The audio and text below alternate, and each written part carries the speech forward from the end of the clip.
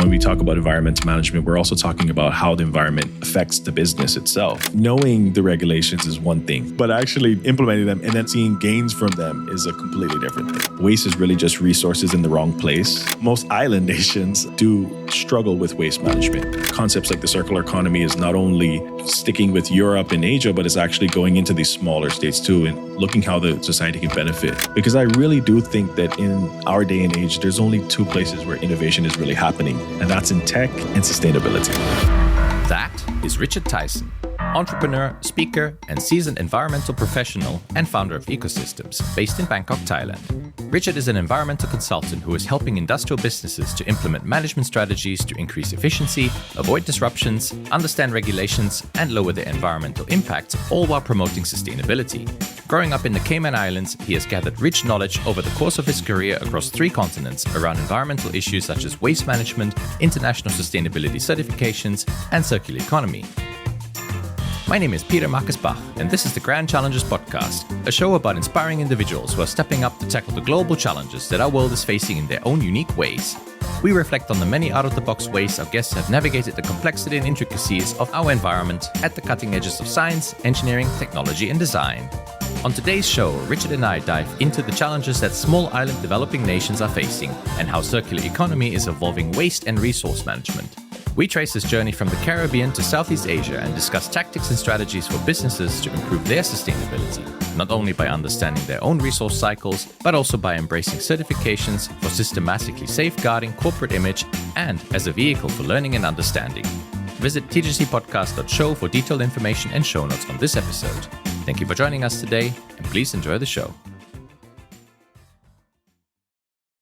Richard, good morning. Good morning. How are you, Peter? Yeah, doing well. Or should I be saying good afternoon because you're all over the way in Bangkok? Yeah, that's right. I'm over here in Bangkok, so it's 3 p.m. here now. But yeah, good morning to you over there. 9 a.m. here. But yeah, every communication expert, public speaking coach, podcast guru, TED Talk coach, LinkedIn thought leader, they all universally agree on something. And that is, do not under any circumstances start with the weather, as it is the single most unoriginal way to start a conversation. Well, it's good enough to be universally banned amongst all these experts, meaning it has to be powerful. So given we're in 2 different countries, naturally, that's exactly what we're going to do. So how's the weather in Bangkok, Richard? So the weather in Bangkok is definitely much warmer than where you are. It's getting to the warm season now. So we're seeing a little bit of rain, but humidity is up. Humidity is up. I remember that from growing up in Singapore. Yeah.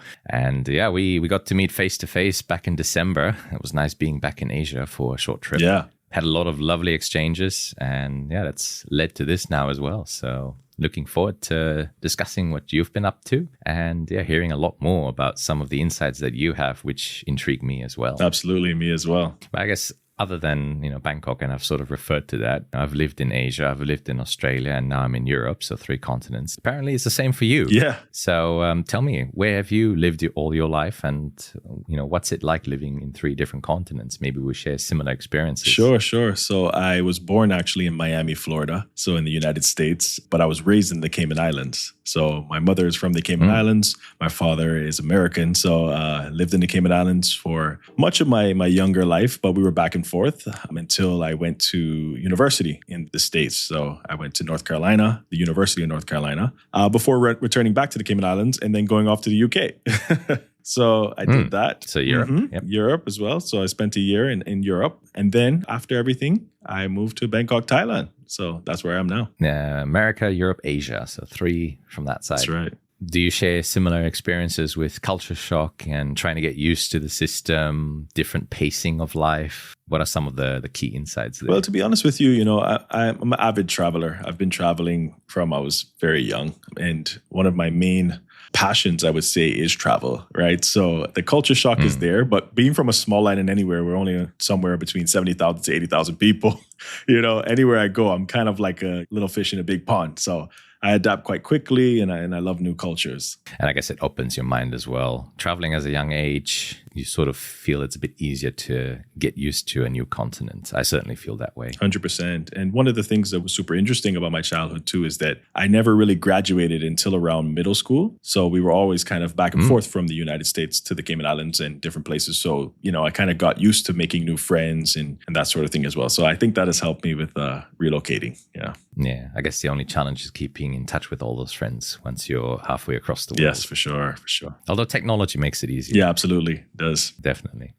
And so, Cayman Islands, it's also the start of your journey. Very interesting to me because, I'm fascinated by islands. My own story and how I got in touch with nature also started from experiences going on holidays on island resorts and, just playing along the beach. But I don't know, there's something that intrigues me about it. I've never been to the Caribbean. I've certainly just been around islands in Europe and Asia. But I was looking it up. For those who don't know where the Cayman Islands are, so south of Cuba, west of Jamaica, east of the Mexican coastline. So it's sort of somewhere smack bang in the middle. And it's about 3 islands in the Western Caribbean Sea. Yes. And apparently they're all very different in character and nature. Correct. Yeah, you did your homework. So the 3 islands, we have the main one, which is Grand Cayman. That's the one that most people know of. And if people say Cayman or the Cayman Islands, they usually talk about Grand Cayman, which is the big one. But that's the one where we have a lot of tourism going on, financial services. We're well known for that. But the 2 other islands, which are lesser known, is Cayman Brac, which is more of like a hilly type of island. So it has a bluff that separates the whole island, and it's a completely different landscape than the main one, which is relatively sea level, to be honest. And then Little Cayman is another different type of terrain as well, and it has about 500 people living on that island. So very small population, yeah. And I've heard that Little Cayman is also particularly interesting because it's got rich biodiversity. Yes. So wildlife, marine life. And so it's also much further away from Grand Cayman. So I guess a little bit protected by distance. It is, yeah. And that Cayman Brac is more known for deep fishing activities, I guess some of the agricultural productive activities as well. Yeah, correct. So because of the fact that it has like a different landscape there, there's a bluff, we call it, which is just like a little bit of a mountain separating it, that they can do things like growing coconuts up there and that sort of thing. But on the smaller island, Little Cayman, it really is preserved, and there's been a big push to conserve the reef in particular over there. So we don't get any cruise ships going through there, and it's bustling with life. I've done a lot of scuba diving as well, and yeah, it's just beautiful to see. I mean, that's something very unique about an island ecosystems. You're not thinking in terms of forests necessarily, but you start to think about coral reefs. That's right. And when you read into it, you start to realize just how much work the coral reefs does for our ecosystem. 100%. Yeah. That's actually, it's funny because coral reefs is one of the things I really dove deep into early in my career, just how important they are for our marine ecosystems and how they work like cities as well. So I think that's interesting. Yeah, no, definitely. And we'll definitely return to the island topic shortly because that really defined a lot of the lessons you've learned about the environment. And keyword environment. So, you're an environmental engineer. You have a master's in environmental engineering. You also studied earth sciences, a bit of geology. I remember geology from back at uni days. Still can't remember many of the names, but I found it was quite fascinating. And you worked quite a lot in the Cayman Islands for the Cayman Island government. So tell me a bit about that journey. So what sparked the early interest in the environment? Was it growing up in the island nations? And then how did you progress to getting your first real world gig? Yeah, so I think you have to go, I guess, all the way back to when I was a child, growing up near the beach. It was a very different time than in the islands, very quiet. I mean, some of my greatest memories are just going out into the coral reefs and snorkeling with my grandmother and, coming back and grabbing coconuts off the tree. So that was really my love for outdoors and the environment there. But fast forward to high school, that is when I actually got into it as a discipline or as a profession. So I started my career at the Ambassadors of the Environment by Jean-Michel Cousteau, and that was at the Ritz-Carlton. So that's really where I got my start, and I started to learn more and more about it. Yeah. And so fast forward, then you slowly pursued that further, decided that was the route that you wanted to study. Right. And went deeper. Yeah. So I did. And, I found that going from there into earth sciences and learning more about the terrestrial and the marine ecosystems really just sparked, kind of like a love for like these processes and how we can actually help them, to go better. But then I returned back to the government, as you mentioned before, and I worked with the Cayman Islands government for a number of years. And that was more in the public health and environmental health arena. So kind of bringing some of that knowledge that I had about the environment itself and then into the public health sphere, I saw where those intersected, and that really, really took off. So that's why I pursued environmental engineering. Of course, there's disciplines such as solid waste management and water management, et cetera, that really did spark my interest. Yeah. Yeah. And they call them small developing island states. So, these island nations that have their own industry governance and essentially communities, they often face very different kinds of contexts and challenges compared to, say, a regular city like Bangkok or Zurich. I mean, just for size comparison, so from what I looked up, you already mentioned around 80,000 people living in the Cayman Islands. It's around 264 square kilometers in terms of area. And that's like the city of Zurich alone is about a third of that. Just for comparison, it's about a third of Singapore's size. Yeah. So, not very big. Also quite isolated. I just mentioned earlier that it was smack bang in the middle, in between Cuba, Jamaica, and Mexico. Yeah. So how do these islands survive? How do they sustain themselves? And how does the society work? Yeah, that's a very interesting question. Just because historically, if you saw a place like the Cayman Islands, you wouldn't necessarily think that it was somewhere that should be inhabited. We don't have any natural resources, no fresh water. So, it's a very harsh landscape from that standpoint. But just a little bit of history, the pirates and different people that were going through the times, going to look at places to stop over, that's really what the Cayman Islands was back in the day. And there was a small community that started there and it grew from there. And I think that just the resilience of knowing that you didn't have these access to fresh water and different things like that really brought out innovation within the people there. So we have a desalination plant, we have things that actually help us go through. And yeah, I think that it sparks innovation when you have less resources to pull from. That's true. But essentially, it's a closed loop system because of that level of isolation geographically. So they have to sustain by themselves. That's right. I was looking up some stats on this idea of small developing island states. So it's around 57 small island countries, so UN recognized. So we'll put a link in the show notes from the UN development program. But essentially, they have to sustain their economy, and a lot of it is based on imports as well and exports. A lot of the industry is, I guess, from the ocean, given that that's a pretty vast resource around it. But of course, balancing that with a sensitive ecosystem. We spoke about the coral reefs earlier. But it also means that often, and we've been alluding to this ourselves, tourism is a thing. We love our sandy beaches. We love that lifestyle. Yeah. I certainly went to a lot of beaches in my childhood. So that is also another source of income, which can lead to a whole range of problems as well, if it's not controlled properly. Correct. You have some experience in that area as well. Yeah, for sure. So I was the manager of tourism product development in the Cayman Islands government as well. So I've seen that as well. And just leaning from my environmental engineering background and thinking more about what it is that we can do, things like overpopulation, over-tourism, it really does play a big role on straining the already kind of fragile systems that are happening there in those islands, right? So coming from, like you said, where you're already thinking, what is it that we can do to sustain the people? But then you're accepting more people in there. Yeah, it definitely takes a different approach as well. Yeah. No, definitely.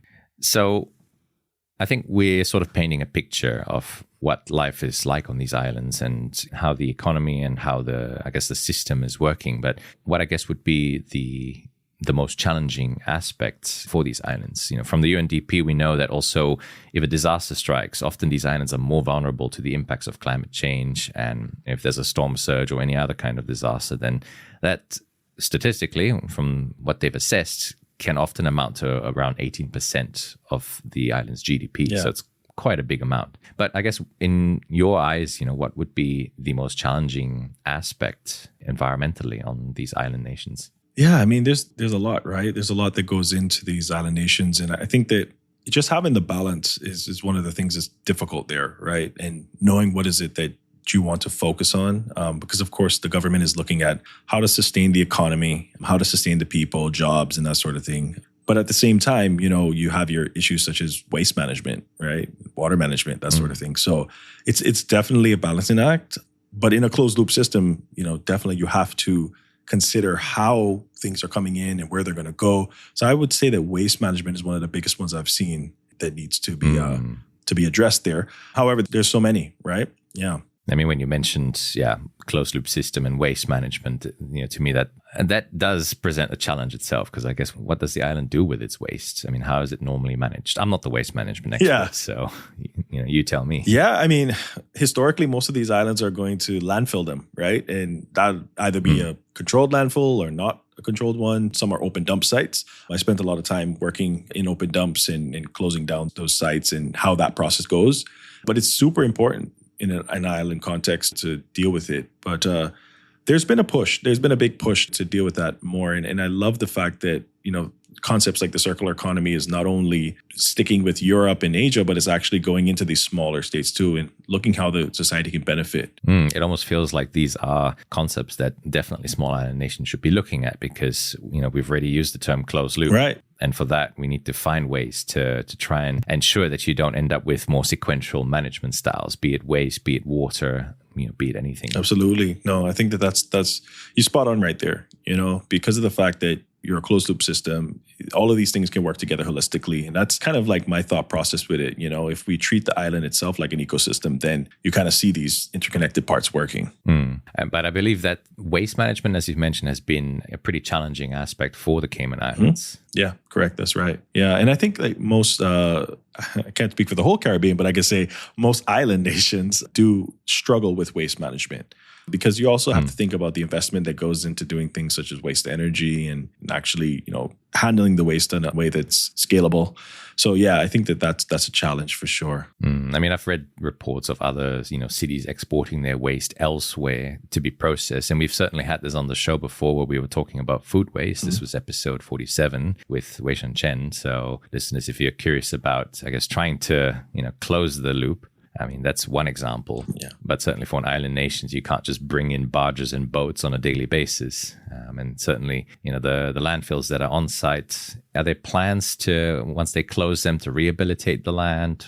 To your knowledge, what's your experience following the development of this solution and, I guess, upgrading of the solutions? Because I guess landfills are only available for X amount of years before they're completely full. Yeah, exactly. I've seen a lot of studies being done on that. And there is, significant parties involved with wanting to do some investment there and land use planning to see what to do after that with it. But I think, once again, it takes a holistic approach. It takes many different people coming together. And I'm sure you've seen that in Europe as well, where so many different moving parts, but they have to come together. Isn't that right? Yeah. I mean, often it's a very big supply chain or, I guess, system dynamics diagram, which we then have to try and close, especially in smaller contexts. Yeah. But certainly very different to what we're seeing in other cities on the mainland. And definitely a little, I guess, call it a little teaser for us to go and read more about a lot of these small developing island states as well. Yeah, for sure. But it seems like waste management in the Cayman Islands is quite challenging, or at least front and center of mind, because people have called some of these landfills, or one particular one, Mount Trashmore. Yeah. Could you shed some light on that? Because that was, I guess, quite intriguing. If I talk about Mount Trashmore, when I go back to Cayman, I have enemies. No, I'm joking. Definitely, Mount Trashmore is... so that term actually was coined by just people seeing it and calling it that, because we're flat, right? It's a sore subject for a lot of people on the island because it's been there for so long, and there's so many deals that fell through for that. But it actually speaks towards the fact that proper waste management is so important, and people starting to see that, and they're starting to say, hey, what are we going to do with this? So it looks like the government is moving towards actually controlling that landfill and coming to a different site with it. And that's super important. It's super important, yeah. I guess when something starts getting a name for itself, then it's not exactly a good sign unless it's a good thing. That's right. Waste management and nicknames probably is a call to act urgently. Yeah. No, definitely. And there's been a couple of deals that were being made to have a waste energy plant and different things happen. But like I said, with the smaller islands, you have to really consider the life cycle of it and how long it's going to be going and that sort of thing. But one thing you can't do is just close your eyes and put your hands over your ears and just not do anything, right? So the solutions need to be put forth. I guess you have to be vigilant if you're trying to manage small islands because, vulnerability to climate change, resource management on the island, that closed loop nature. I mean, the solution is not going to come overnight because you can't exactly ship in something quickly from somewhere else. Yeah, exactly. It has to be a longer term thinking there. But circular economy, that is a key word or even a buzzword that's been coming up. And you can call it the solution to trying to really truly close that loop. We've done things sequentially because it feels like resources have been infinite, which we have, of course, in recent decades realized aren't. And oftentimes the waste we create will cause more problems down the road as well. But how did circular economy then pop up in your journey as you were going through the different kinds of positions and the different kinds of activities that you were doing on the Cayman Islands? Yeah, so it's just, looking at how to do things better. I always like to look at the way that things are being done and kind of take the parts of other countries and different places that have done it. They've been there, and they're on the other side. So that's kind of where it came from, where it's saying, okay, yeah, I see that circular economy is something that is actually practical. It's not just, even though it may seem like it's more of like, a buzz, we don't want it to go to that direction. We want it to actually be actionable and practical. So that was really where I saw it and I said, okay, this can be a solution, especially in these closed loop systems. So yeah, it's just been really, really cool to learn more about it because once again, with that field, there are a couple considerations. And more importantly, to know that it's not just waste management alone, but it's actually redesigning the whole system, considering the whole life cycle. And I think that that's really exciting that we can get to a place where we can do that, I mean, I was reading on the origins of this word. I mean, the term itself was only coined in the 1990s by Pearson Turner. But apparently, there was this metaphor analogy called Spaceship Earth by American economist Kenneth Boulding back in the 1960s. Oh. So I guess the ideas already existed for quite some time. We realize we are in essentially a spaceship because the planet is moving through space. Well, not moving through space, but within the solar system. And if we're not careful and we don't manage it properly, then I guess we're in trouble. Yeah. What I think is really cool is that a lot of this is already hidden in nature. Nature doesn't create waste. And I think that for us as human beings as well, learning that waste is really just resources in the wrong place. So if we can use those resources at their highest value for longer, then it's better for us in the long run anyway. No, definitely. And I guess the question is, how do we do it efficiently, and how can we, in a capitalist society, how can we make it profitable? And that's often, it requires companies to also engage in a mindset shift as well. Yeah, for sure. And I've seen uptick from so many different industries. That's giving me a lot of hope there, where you see it in the cement industry, you see it in manufacturing, and it's a lot happening there. But I think at the end of the day, it does take kind of like a collaborative effort, which before mostly we were focused on competition. But now if we can shift our focus to more collaboration, I think that that's where the most gains will be seen. No, that's true. I guess collaboration always, yields better outcomes. Right. Unfortunately, we're still in a very competitive society, or at least, as long as we have economics around, it's, I guess, very hard because business need to be profitable at the same time. Yeah. But having said that, I mean, from your experience, you can be profitable and sustainable at the same time. Yeah, 100%. Yeah, that's something that is the main focus of what I'm really trying to portray in the business, that, it's not just that you're doing something that's good, but you can do good and also do well as well. And that's something that I'm huge on. No, indeed. And so you worked in the Cayman Islands for quite a few years, and then you're now in Bangkok, Thailand. Yeah, that's right. You went from working for the Department of Environmental Health and Ministry of Health, Environment, Culture and Housing. Seems so very efficient to merge everything into a single silo, which is great. Multilateral thinking there. To starting your own company and now being based in Thailand. Yeah. So when did that idea occur? And tell me about the journey from the Cayman Islands to Thailand. Yeah. So about 3 years ago, my wife and I actually came on honeymoon to Thailand. I've been coming to Thailand for over 10 years. It's been a while, and I just really loved it here. Yeah, I've been coming back and forth, and it's just one of the places that really had my heart. So when we came and we visited, we just saw how brilliant Southeast Asia was at just the way that they were approaching sustainability and how they were looking at these issues and handling them. So I really saw a lot of potential here. So that's what really prompted me to come over to Thailand. Yeah. for 10 years, that's not a small journey, Richard, from the Cayman Islands to Thailand. How do you fly to get there? You have to go to a hub first, right? Yeah, for sure. So in order to get to Thailand from the Cayman Islands, you have to go through either Miami or you can do London. From London, you go to somewhere either in the Middle East or Central Europe, and then you fly over to Bangkok.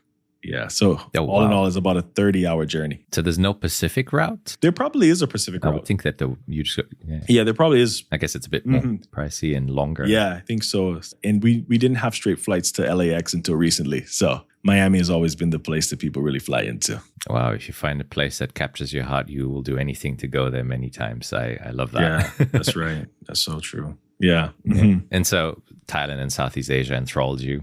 And I guess you just decided a change was needed and you wanted to go there. Yeah, so change was needed. And also, coming from a small island development state, coming from a small place in the Caribbean, going to a big city is something very different as well. It's a big change, but it has its own set of environmental things that are happening and also a lot of things that are doing well. So yeah, it's a great place to learn and grow there. So yeah. No, indeed. But I guess, what are you seeing in Southeast Asia specifically that is exciting you or I guess giving you a new perspective and challenge from an environmental management perspective? Yeah, so especially when it comes to the waste management, I see a huge push towards recycling and reuse. Of course, there's been historically quite a big push towards Southeast Asia and the Asian countries in general to address like plastic issues and that sort of thing. So that's what I'm seeing happening. And I'm seeing it happening at a very fast pace, which is encouraging.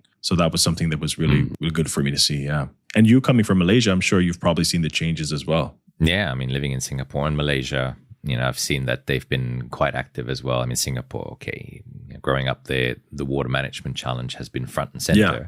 Although I did visit waste management facilities as well, and I know they used a lot of that for land reclamation. So Singapore being a fairly small island, bigger than the Caymans, but still fairly limited in land, they tried to find a way to use the waste for expanding the land itself. So it was very interesting to go through some of the islands there as they were still doing the reclamation works and seeing how they use mangroves, for example, to protect or as a bit of a signal for pollution exiting the landfill sites or the lined ponds that they were filling up with, I believe it was incinerated waste. So they made it inert, but just in case something escaped. Yeah. So that was an innovative use of that. I mean, water front and center of Singapore's mind. I was there for the journey, seeing how they started to become more independent and diversified their water resources. So, really cool. Certainly fascinating. Definitely. And having been in Malaysia and, I'm also coming to Thailand often, I'd see new ways of how they try to manage their waste or at least be more conscious about it. You could certainly find a lot more, I guess, the local food stalls, there's a lot of waste minimization because nothing is really packed in plastic bags. Right. I guess for consumerism, call it that. Yeah. And it's early. And that's also a nice thing as well, where it's very early at the time in which they can do these things. So they can actually do it right from the start. And I think that that's really good that you can look at other places and where they've done it right. And the region really does work quite well together, which is cool to see as well. Yeah. And so you now run your own business called Ecosystems. Yeah. Tell me a bit about Ecosystems. Yeah. So Ecosystems started in 2024, kind of off of the back of my experience in the public sector, seeing businesses not really understand environmental regulations and sustainability in general, and, just wanting to help them through that. I know that once we help the businesses to become more efficient and see the value in it, that they will take these things more seriously. So that's what I really want to come from. And the name itself comes from just the fact of businesses being like ecosystems and they all work together as a part of the whole. So that's really where that came from. Yeah. I mean, it's funny to see how we use the term that is more centered in the sustainability, biodiversity literature, and we've started applying it to organizational management as well. That's right. Yeah. But it's essentially what we are. It's system dynamics. We are a complex system and there's interactions between them. Yeah, absolutely. Yeah. So it's so true. And so in a way, you are trying to help companies build that understanding and I guess to take significant steps towards incorporating sustainability in their business models. Yeah, right. And not just from the standpoint of it being like something that is, you should do it because it's the right thing and that sort of thing, but also showing that it's the practical thing. It's actually the best way to address some of these issues that are inside of the business as well. When we talk about environmental management, we're also talking about how the environment affects the business itself and how the business affects the environment. So those things really do play into the bottom line and also what processes and what services that you can offer to people as well. And I mean, it can only help the business. We've certainly had quite a few episodes on the show so far from people in the UK talking about biodiversity net gain, where you can actually make a contribution to nature, protecting nature, but also still being profitable in your business. Episode 44 in particular, we were looking at best practice sustainability strategies, where we talked about the TNFD, so the Task Force for Nature-Related Financial Disclosures, where bringing nature into the conversation and showing how reliant a business is on nature will actually get them to better understand, okay, if we work with nature rather than, I guess, ignore it, and keep it invisible, we can actually be more profitable, or at least, we will, I guess, in a way, look better on the bottom line. Yeah, for sure. And also, nature has a direct impact on your product, right? Whatever it may be. When we were just talking about tourism products, it's the same thing, bringing people in and people seeing that you're taking good care of the surrounding environments. It makes people want to come more and see what you have to offer. But that's a very clear way of illustrating it from a dynamics perspective. It's true. I mean, people like to go to island nations, for example, or very attractive cities because they have nature well kept, and even if it's not the pruned lawns and hedges, the palm trees, exactly, they give you a sense of wellness and well-being and a sense of satisfaction. We certainly know nature has an important effect on people's health. So, yeah, from a tourism perspective, that makes sense. Yeah.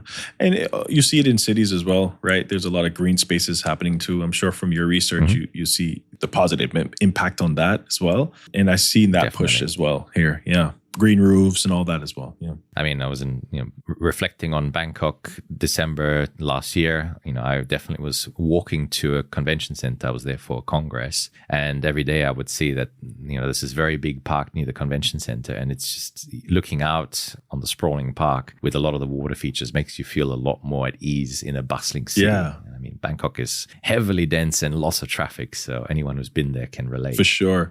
And I think it's the same all over in Europe as well, right? Where the push has been, right? To change it over to get the well-being going. And I know that Europe is big on bicycles and public transit as well, right? So that's something that, when you're passing green spaces, it makes you feel a lot better than just passing buildings all the time. Oh, most certainly. Yeah. I mean, given the density in Europe, you have almost monotonous type of buildings stacked next to each other. So it's good to have some greenery intertwined with it. Yeah, for sure. But I guess circular economy plays a very big role in this as well, and in what you do. Yeah, no, definitely. And so how have you synthesized a lot of the knowledge you've gained, from working in the Cayman Islands to now work with, I guess, a much broader selection of businesses? Because I'm sure you're not just working in Bangkok, you're working actually with different clients around the world as well. Yeah, that's true. It's correct. I work with clients globally, and I think that coming from that context of the small island, but seeing so many different businesses, it's really helped me to kind of narrow in on the things that can actually help them. So I love that fact that I can see from the perspective of, let's say, an industrial business, for instance, how environmental management can actually help their processes. That's something that I've really been deep into. And circular economy has been something that is not only for their business in terms of what it can do to their business, but also how can it help the society as well. So it's been something that has allowed businesses to also speak towards the efforts that they're making to provide a better future for everyone. Yeah. One thing you mentioned to me, and in a way, this is complementary to that, but it's also often, I guess, something that immediately builds a credibility in businesses, is this idea of certifications. So it's one thing adopting a philosophy or an approach like circular economy, but I guess when you're in the business and you have to show, what you're investing, what you're doing for the business, then the word certification often becomes a very attractive thing. And you have actually specialized in some environmental certifications. I am, coming out of research, I don't know as much about these certifications, but tell me a bit about that. What are they, and why are they important, and can we get away without considering them? Yeah, so there's actually several certifications out there, and that's one of the things that can be quite confusing, I think. You might want to see which one actually works, which one can be the best for your particular business. And the one I've specialized in for the last couple of years is ISO 14001, also 45001. So these are international standards. right? These are standards that have been proven through a range of different type of businesses. And they really do standardize the processes so that we can see that it actually affects the business on a deeper level and not just a surface level. So it's really about systemic change. Okay, yeah. And that's what those promote. So ISO 14001 is the standard for environmental management systems. Yeah. Yeah, okay. And 45001? Health and safety. Health and safety. Mm-hmm. Yeah. I guess it makes sense if you have multiples of them. Yes. And I mean, I've seen these ISO standards hovering around for decades. I certainly know that sometimes I buy something from the supermarket and they smack an ISO label on it. Yeah. I mean, does it immediately build credibility as soon as you can put a label on there because you comply with these kinds of standards or certifications? Well, I think, especially in the environmental sector. Yeah, I think in the environmental sector, it definitely does build the credibility. People can test and see that you actually have a commitment there and you've taken the time out to get certified. So that does give an extra level of credibility. But from my expertise in it, it's more so about just going about things in a standardized way versus a kind of like, shot in the dark type of way. So that's where I've seen the best gains from it. So yeah, I know that there's a lot of businesses that have already put in quality management systems and different type of systems, but how do you integrate them in together? So that's really why I like the standardization. Yeah. It's also a repeatable procedure. Businesses know what they're getting themselves into and they have to go through the steps. And once they've completed them, in a way, they've gained new knowledge in the process, right? Yeah, correct. So I guess there's an element of educating the business as well. So even if they don't go the full way. Mm-hmm. Yeah, so that's one of the components that we do in ecosystems as well is it's just education, because a lot of businesses think, okay, I should say a lot of them may be wanting to get into environmental awareness, or they may even just want to put environmental practices in place, but they don't know where to start. So you see a lot of businesses starting from, okay, let's put a recycling program in, or let's kind of do this ad hoc. But the beauty of the standards is that you know exactly where to start with your environmental policy. You go from there and you kind of build out, and then you can work your way to getting certified or deeper compliance, depending on your needs. Well, yeah, I guess because certification also costs a certain amount of money for a business to get into, right? Yeah, correct. It does. Yeah. So I guess for especially small businesses, it might be very difficult to do from the get-go. Yeah, it might be. I think that where we come, that's why education is very important, because I think that as long as we can continue to educate the businesses and they can start to make the steps, it makes certification easier down the line anyway. And what we do particularly is that we don't actually certify businesses, which I think is very unique. We actually walk hand in hand with them to get certified. So that's something that is not the same as going to a certification body saying, hey, we'd like a certification. Then you have to start from the very start and figure all those things out yourself. So yeah. In a way, you lower the barrier to entry and you provide the guidance to help the companies embrace sustainability principles a lot more. Exactly. So that they don't, run into a rut or they don't accidentally do something else and that might hurt the business in the long run. Yeah, that's right. So in a way, there's a trifecta at play here. On the one hand, you've got the circular economy, which is that philosophy and way of doing things or thinking about the system and closing the loop. Then you've got the standards and certifications. So that builds the credibility. And really the third line you've got is the education, which automatically happens by pursuing both these first elements. Did I kind of hit the nail on the head? You hit the nail on the head. That's right. Yeah. And so did that come all from your experience and working through times and being able to see some of the pitfalls that the government was doing when you were working in the Cayman Islands that led you to build this concept together? Or was it something you learned on the go, starting out with ecosystems? I mean, how do you frame this kind of philosophy? Yeah, I think it's a combination of things. Seeing firsthand from the inspector standpoint or the regulatory standpoint, how these regulations come down the pipeline and the direct effect they do have on businesses. That was one of the biggest drivers, because knowing the regulations is one thing. But actually doing them, implementing them, and then actually seeing gains from them is a completely different thing, right? So, yeah, I think I came from that standpoint where if you had a person actually walking with you through them, you not only become compliant, but you actually can go past that and you see the net positive effects of that. So that's really where it came from, just seeing from both sides. And I've always kind of had an entrepreneur mind. So I was thinking, okay, what is the way in which I can get into this and help these businesses? And yeah, this is the way I do that. Yeah. No, very, very cool. Yeah. And so as part of ecosystems, you are developing a program. I actually recently saw you had a nice post of a workshop that you held. So congrats on doing that. Thank you. It's certainly something exciting for me that I'd like to do at some point in the near future. So definitely an encouraging one for me. But tell me a bit about, so how would you go about with new clients, or how do you engage the clients through ecosystem? Because I believe you have a very unique framework. Yeah. So right now we have the 6-week program that we're actually developing, and that will be launching very soon here. So very, very excited about that. And just running a series of events, a series of workshops, just educating people about environmental management and how it actually can bring business value. So that's the whole thing that we're really thinking about right now. The event that you saw, the workshop, was centered around that concept of environmental management. How does it bring business value, and how do you actually utilize it to see efficiency, to see profitability within your company? So yeah. Oh, very cool. And so in 6 weeks, the business can expect to be fully sustainable? I guess not.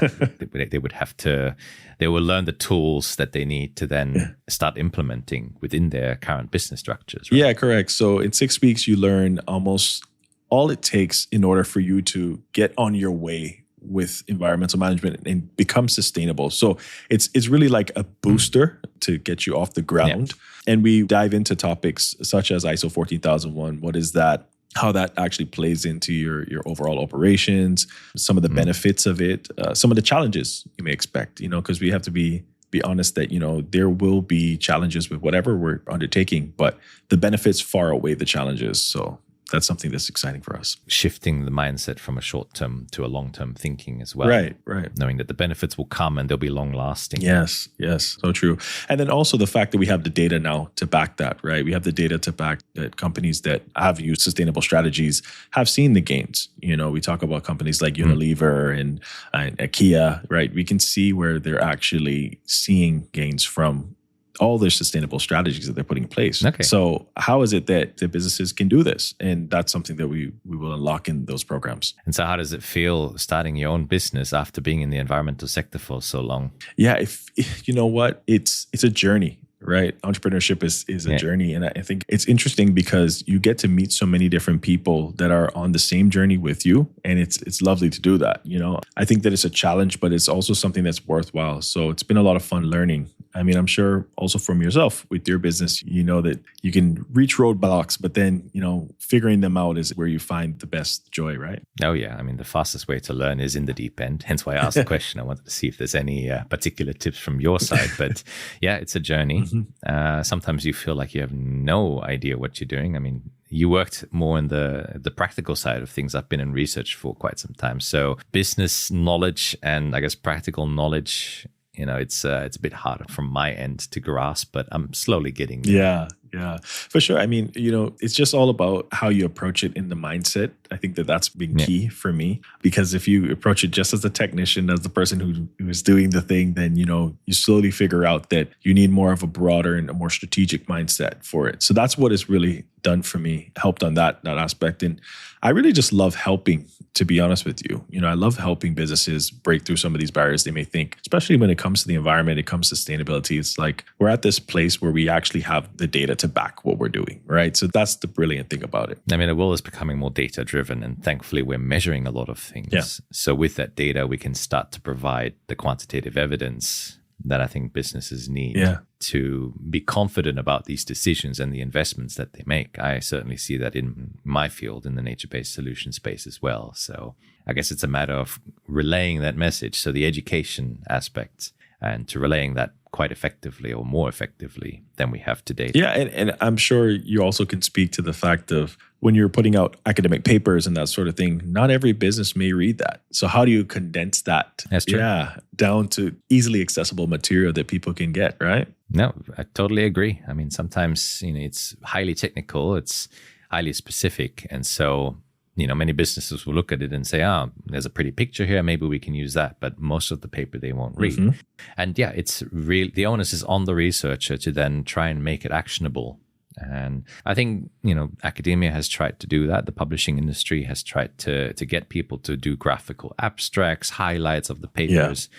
But I think nothing beats talking about it, being more open and opening conversations about it on social media or directly with the businesses themselves. Or in my case, with my company, building tools that can then be used to do the quantification, to do the assessment, which is grounded in the science and the scientific evidence as well. Yeah, 100%. There's one topic I do want to raise, because when we talk about businesses and trying to be more sustainable, there's, of course, the more negative side of it. And that is the term greenwashing, which we've seen quite extensively, and often it gets it gets into the news, and whether unintentional or intentional, but it's clearly a problem.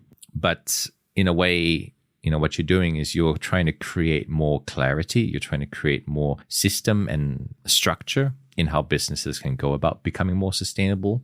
And it is a slow process. Many companies will tend to, jump the gun and try to do it as quickly as possible, which then leads down this, other route, which we don't really want, which we want to avoid. So, what's your take on the whole issue with greenwashing, and how do you avoid that becoming, I guess, front and center of mind when you're advising people? I think it goes back to what we were just speaking about. Number one, the certifications really act as a shield against that, right? So that you can benchmark yourself against not only other businesses, but the actual standards that are put in place, but then also the data. If you're measuring from the start, if you're calculating what it is that you're doing in terms of waste usage, water usage, energy, you can put that forth, right, with confidence. Yeah. So I think that a lot of greenwashing was hyped up claims about what you were going to do.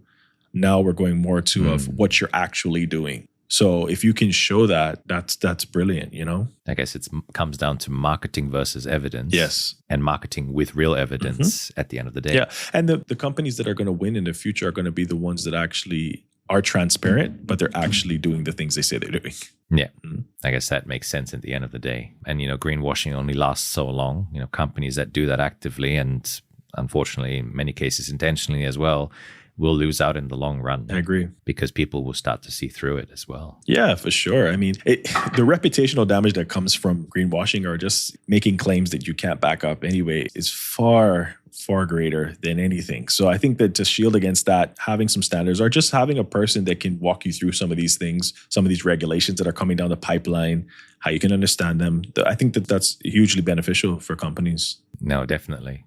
And so, if you could change one thing about how the world approaches environmental management for businesses, so, not governments, not NGOs, but businesses, what would it be? What's your wish? What's your vision? I guess this also factors into where ecosystems is heading. Yeah. So my big wish or vision for that is that people stop seeing it as just something that is on the fringes. It's something that is not, not needed or not necessary or even not practical, that it moves more into the center and that it moves to a place where it actually is a part of the core business and it's driving efficiency, it's driving innovation. Because I really do think that in our day and age, there's only two places where innovation is really happening, and that's in tech and sustainability. So if businesses can see that and see that bringing forth solutions that are actually going to move not only the business forward, but actually help you to be more innovative and help you to be more efficient, I think that's what I would love. I feel like there's a pendulum between tech and sustainability, because we had like the clean energy revolution. Yeah. Then all of a sudden AI took over, which kind of threw that into the water. Yeah. And maybe that will swing back at some point. But I don't know. You tell me. But I seem to notice it's a pendulum between the two, tech and sustainability. I think so. But then when you get down to it, talking about whether it's sending rockets into space to Mars, anywhere, there has to be some type of sustainable strategy. There has to be a way to sustain whatever you're doing. That could be your water filtration system or, how you're going to grow things. And, so just on a practical level here, we have to think about that. Like, where is it actually going to go in the future? And I think that those are the two places that are going to see the biggest uptake. Yeah. No, indeed. And I guess being more actionable rather than just understanding that it's a problem. Previous episodes have said 80% is often defining the problem, but then after that, I think once you've defined it, acting on it and actually making a difference, even if it's a learning curve at the start, everything's a learning curve at the start, I think. Yeah, I think we've had years and years of defining the problem. We've finally defined what it is and what we see happening, but being a part of the solution is very important. So what you're doing, what I'm doing, that's what we're trying to bring forward, right? These solutions. Yeah. Yeah, I guess let's see how much awareness we can raise around it and also demonstrate that this systemic transformation and this systemic approach is actually a very efficient way of going forward. Yeah, for sure. Mm-hmm. So your 6-week program launching soon. I'm excited to hear how that goes. And after that, what are some other big plans in store for ecosystems and yourself? Yeah, so for this year, just getting more involved with the things that we're doing in our community that we're building. The 6-week program is going to be launching sometime soon. So I would love to talk to more businesses and see which ways we can support them. And after that, doing some more traveling around the world and possibly speaking on some stages. So that's really down the pipeline for us. Yeah. How about yourself? Myself, well, I'm working on some key projects that I think will hopefully bring about some change to the methodologies and how we do things and how we try to approach things more systematically. So there's a few things in store. So I guess people stay tuned. You'll see it on my socials, and I suppose we'll see your launch on your socials as well. Mm-hmm. And we'll definitely share that as soon as that happens. But travel as well, I think, is on my radar. June seems to be the month this year for me. Also to speak on stages and I guess to engage with more stakeholders also outside of Switzerland. So I'm looking forward. Yeah. I guess for me, with the modeling I do, it sometimes takes time to go into a new country because you need to work with the data and understand the data, especially if it's not in your language or a language you speak. But I guess that's the case for everything. If you're trying to apply a method more broadly, you need to spend some time doing the pre-work. And once that works, you open the floodgates, literally, and it. For sure. In my case, I do lots of flood modeling as well. So I literally open the floodgates and things starts working. Yeah. But what's a destination on your radar in the future? Oh, wow. So I want to do all of Southeast Asia if possible. So this just being here, I would like to do that. Also Japan. I can highly recommend. Yeah, for sure. Oh, yes, Japan is great. I'll definitely talk to you about some places and some recommendations. I love that. Definitely. But yeah, so around the region for sure. And going back home maybe towards the end of the year, but we'll see how that goes. I hope at some point we can then catch up in Thailand again, given that I'll probably be there again at some point in this year, end of this year, or maybe early next year. So yeah, looking forward to that. But Richard, it's been fascinating hearing your journey and just going deep into a lot of this environmental management, which I'm becoming more familiar with as I start to see the practical side of things. So it's certainly taught me a lot. And like I do with every guest, I'd love to ask you the set of key questions so that listeners can get to know even more about you as well. Sure. And so, the word innovation is often a key word, especially when we think about businesses. So in your view, what does the word innovation truly mean, and how has it shaped the way you approach challenges or opportunities in your work? So I think that innovation has to derive from the time in which you're in. What are the needs of that particular time? And we can see the need for environmental solutions. We can see the need for just economic empowerment around the board, trying to stop the extreme levels of poverty we see around the world. So things like that's where I think innovation comes from. What are the needs of the time we're in? And I guess it's an interesting contrast to some of the previous answers we've had of this, because oftentimes they focus more on what the innovation actually is. But in this case, it's really centered around a need, the way you've answered it. Yeah. Which I find very refreshing in a way. Yeah, definitely. Was there a key moment, book, paper, event, or person that completely changed the course of your career or your mindset? Yeah, I would have to say my former mentor manager, who was an environmental engineer. His name was actually Mr. Bentley. He helped me to kind of get through with the environmental engineering side of things and to understand it. And he really just showed me this field and how it had so many applications, and where you can really just make a difference in it. And I think that was really what changed how I saw environmental solutions and addressing them. So yeah, I would have to say that was the key. It's always good to have a mentor, because in a way they show you things and sort of save you the time at the start to find the right resources to learn. So yeah, absolutely. Always lovely to reflect.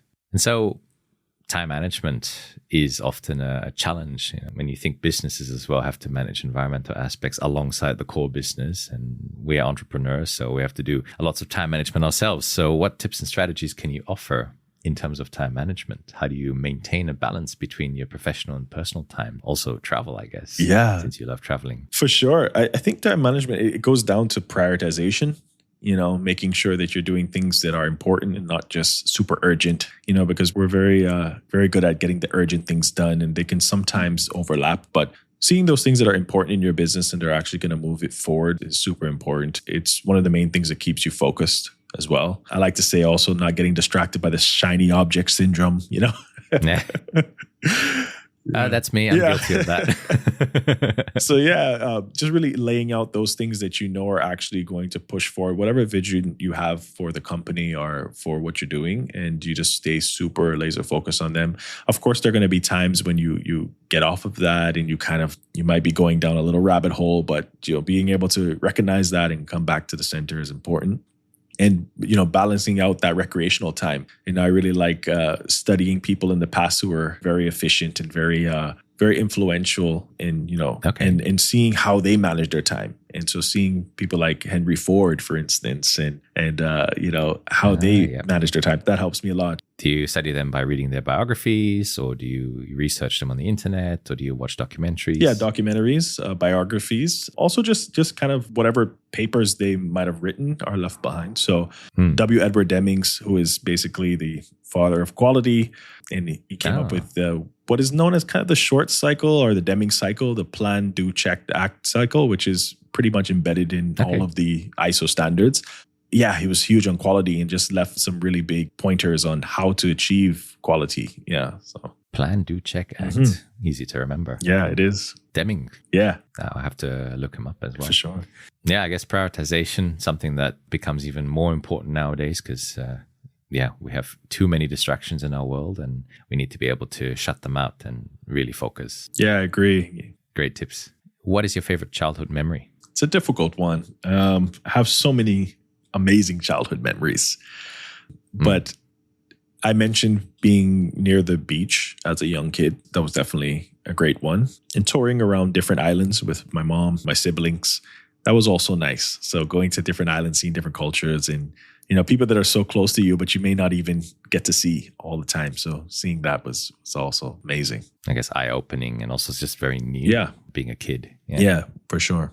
I certainly enjoyed that when I was able to go to different islands across Malaysia back in my school days as well. Yeah, it opens up your mind. It does. I often say too, like that the further you go, I think the more your mind can expand, right? So, say you're from America, if you go over to Asia or you go farther, that's as far as your mind can expand. So I think that's something that I always kind of kept with. It's like traveling the world really does expand your horizons and opens your eyes. Yeah. From conversations we've had in the past, you've certainly traveled a lot. So at some point we have to compare notes on places we've been and what we've missed out on so we can go back and repeat. For sure. For sure. And so there's also challenges that you faced in your life, in your career. And so what was one of the most challenging situations and how did you overcome it? How did it shape and change you? Well, in my life, the biggest challenge would have to be my father passing away. I was 15 at the time when he did. And, it wasn't by natural causes. He was actually murdered. So that was very deeply, moving as a kid. But thankfully, I had a good support system around, and I had my siblings, my mother, who was a single mother. So she raised us. And that's really just where we grew very strong from that situation. And yeah, it made me want to aspire to do more and to be more. Right. So yeah. Wow. I mean, I know what losing a father is like, but under those kinds of circumstances, I never want to imagine. And it's, it must have been, I guess, disbelief. Oh yeah. And also difficult at the start. Yeah, 100%. It was the most difficult thing. But I often say to people too that go through these difficult things, like you do have the decision or the choice, whether to go the right way or the wrong way. So that's really, my message, especially to the younger generation. It's like you do have the ability to make the right decision and go towards the right path. So I chose to make him proud rather than to, go another route.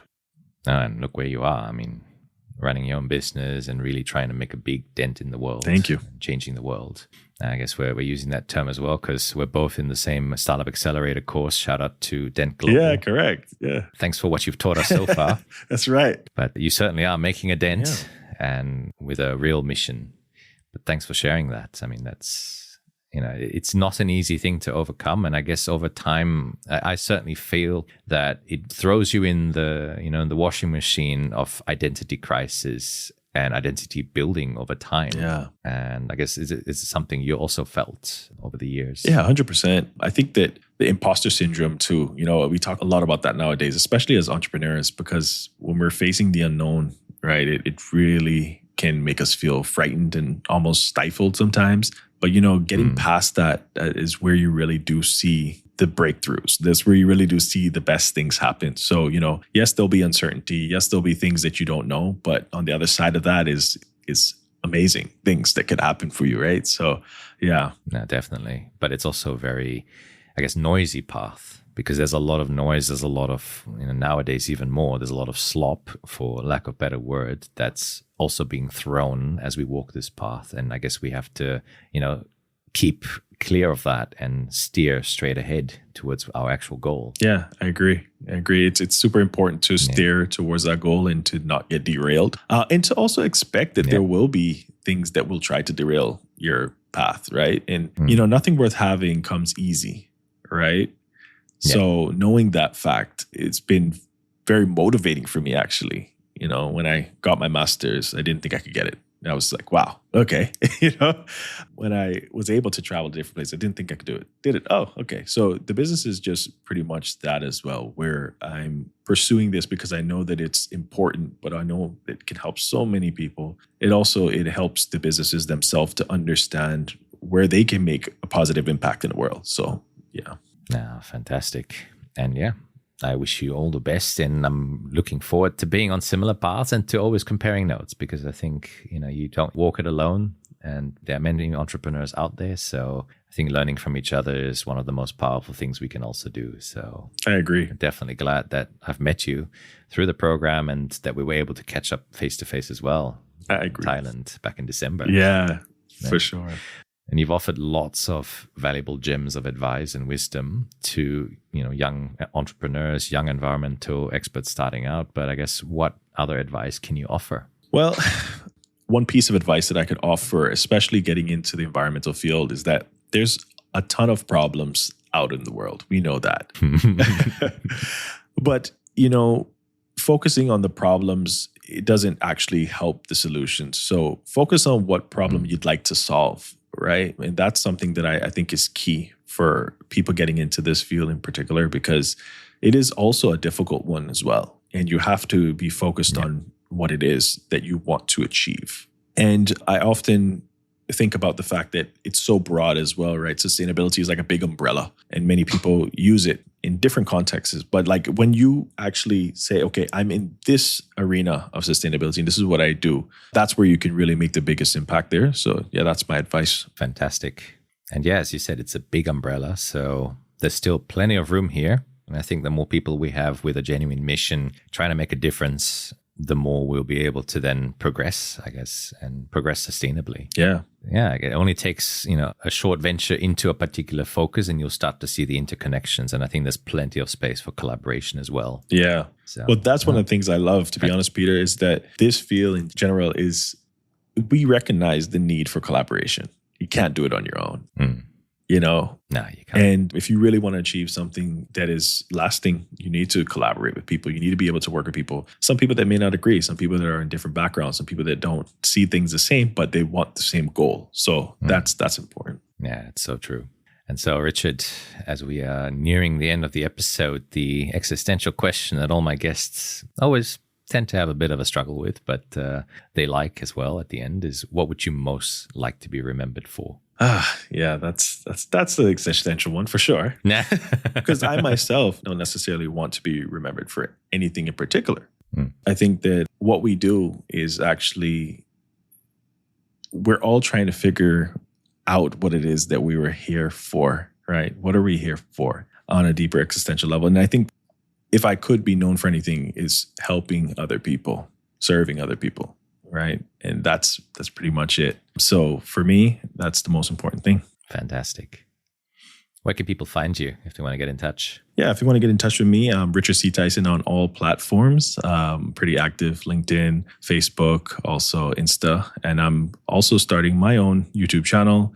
And so, yeah, I think that if anyone wants to keep up with me, they can find me there. I'm looking forward to it. I've subscribed to the YouTube channel. So yeah, do subscribe to his channel and follow him on the socials to hear more about how we can change businesses and also make them more sustainable. And just generally, I guess, where you are in the world. Thank you, Peter. I appreciate it. And I really want to say thank you for having me on as well. It's been great. Yeah, been looking forward to doing this for a while. So thank you for having me. No, likewise. And I'm so glad that we finally got some time to do this. And hearing your story is also very inspiring to me. And I think, I just love how we always push each other and encourage each other as well. And I think that we need a lot of that, particularly if you do entrepreneurship in the environmental sector, especially. Mm-hmm. But yeah, really happy having you on the show, Richard. Awesome. Thanks so much. Appreciate that. And like I do with every guest, I always give my guests the final word. So one final message for the listeners to take away from today. Yeah. So one final message is just keep pursuing whatever it is you're pursuing, but pursue it with passion, right? And don't make that vision go away. Just know that you can achieve what you want to achieve. Just know that you have to stick towards that and make sure that you don't get distracted because, there's so much more for you out there. Thank you very much. And that wraps up our informative, global, and incredible episode with Richard Tyson. For more information on your next sustainable island destination, business strategies for improving your corporate sustainability, or just insights on avoiding your own waste crisis, check out the show notes for more information over at tgcpodcast.show. And as always, thank you listeners for tuning in to this episode and for your feedback and support.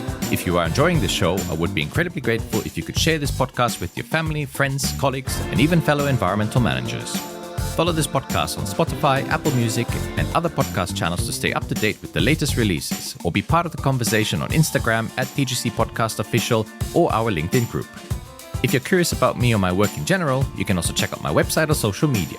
Head to petermbach.com, my YouTube channel, Peter Marcus Bach, that's Marcus with a C, or Instagram at petermbach87. Give me some feedback or suggest a future guest so that I can keep improving this show. The podcast's intro and outro song is called Starsky by Alex Kieran. Stay tuned for our next episode and next guest to hear how they are tackling the grand challenges.